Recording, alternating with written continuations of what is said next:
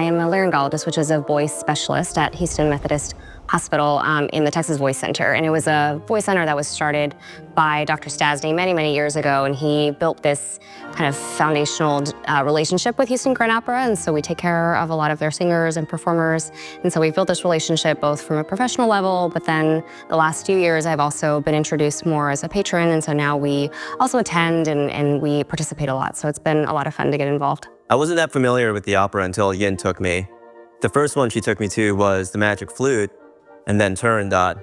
I always thought the opera was such an old school thing, but HGO really does take a contemporary approach to it. Ron and I actually met in New York. I did my last year before I moved back here in New York City doing my voice fellowship, and that's where I learned how to take care of a lot of the performers up there on Broadway and at the opera there.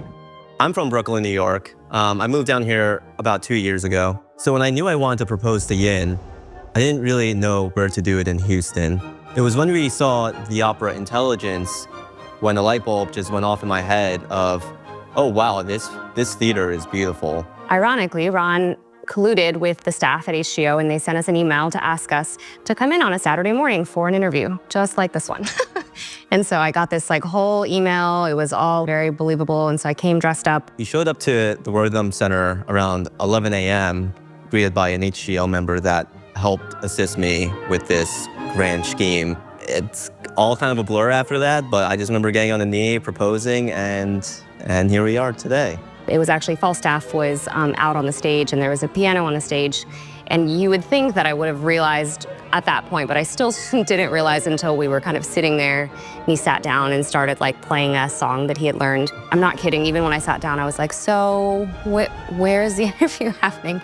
And then it really was when he started playing the piano that I finally clicked in and he proposed. And then my family was actually all backstage, so they also were hidden and came out. And then it was really nice. He had gotten a photographer, so we got some really wonderful shots. And it really was a magical day. So now we're married and we love the opera. It's a community that I feel a part of, and it's a special thing to me. They're trying to really appeal to a lot of different audiences, which I really appreciate. And especially as a younger subscriber, I think we appreciate that.